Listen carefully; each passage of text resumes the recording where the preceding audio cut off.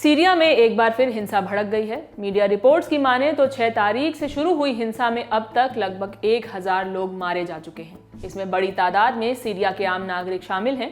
इस बार हिंसा में मारे जाने वाले ज्यादातर लोग सीरिया के पूर्व राष्ट्रपति बशर अल असद के वफादार हैं। क्या है पूरा मामला, आइए समझते हैं। लेकिन सबसे पहले बैकग्राउंड जानिए ताकि आगे की कहानी अच्छे से समझ आ जाए।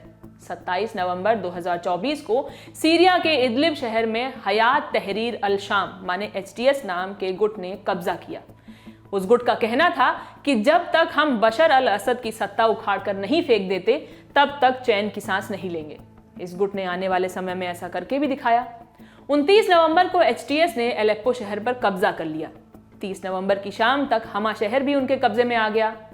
2 दिसंबर को बारी आई सीरिया के तारीखी शहर हमा की, लेकिन यहाँ संघर्ष थोड़ा लंबा खिंच गया। पर 5 दिसंबर तक ये शहर भी HTS के कब्जे में आ गया था। 7-8 दिसंबर की रात के दरमियान राजधानी दमेस्कस भी असद के कब्जे से छूट चुकी थी। जैसा हमने पहले बताया, इस ऑपरेशन को HTS लीड कर रहा था। ये एक सुन्नी संगठन है और अलकायदा से टूट कर बना है। इसका एक धड़ा इस्लामिक स्टेट को भी समर्थन देता था।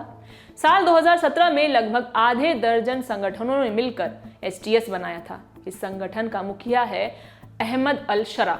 8 दिसंबर को जब बशर अल असद का तख्ता पलट हुआ तो अहमद अल शरा ने खुद को सीरिया के सबसे बड़े नेता की तरह पेश किया। फिर आने वाले दिन में उसने खुद को सीरिया का अंतरिम राष्ट्रपति घोषित कर दिया।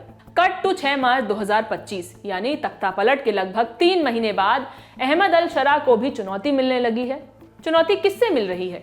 बशर अल असद के वफादारों से, जो 8 दिसंबर के बाद भी सीरिया में ही रह गए थे। असद के ज्यादातर वफादार अलावाइद कम्युनिटी से आते हैं। खुद बशर अल असद का परिवार भी इसी समुदाय से ताल्लुक रखता है। अलावाइद शिया इस्लाम में मानते हैं। सीरिया में ये अल्पसंख्यक की हैसियत रखते हैं। लगभग 10% इनकी आबादी है, पर आर्थिक तौर पर ये संपन्न है। बड़े बड़े बिजनेस इनके पास हैं। जब तक असद परिवार का शासन था तब तक सेना में इनका बड़ा रसूख था। अब जब असद का शासन खत्म हो गया है तो सत्ता में बैठे HTS के लोगों के साथ इनकी भिड़ंत होती है। 6 तारीख को सीरिया के लाताकिया और तारतोस इलाके में असद के वफादार और सीरिया के अंतरिम सरकार के बीच लड़ाई हुई। न्यूयॉर्क टाइम्स की रिपोर्ट के मुताबिक सरकार से भिड़ने वाले कई छोटे छोटे संगठन हैं, लेकिन एक का नाम सबसे ज्यादा लिया जा रहा है। उस संगठन का नाम है military council for the liberation of Syria.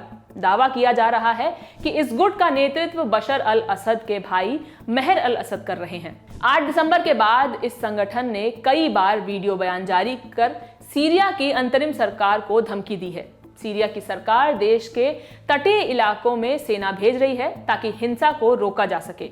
इस मामले में जो भी अपडेट्स होंगे वो हम आप तक लाते रहेंगे। इस खबर को लिखा है हमारे साथी साजिद ने। मैं हूं शिवानी। बाकी खबरों के लिए देखते रहिए द ललन टॉप। बहुत बहुत शुक्रिया।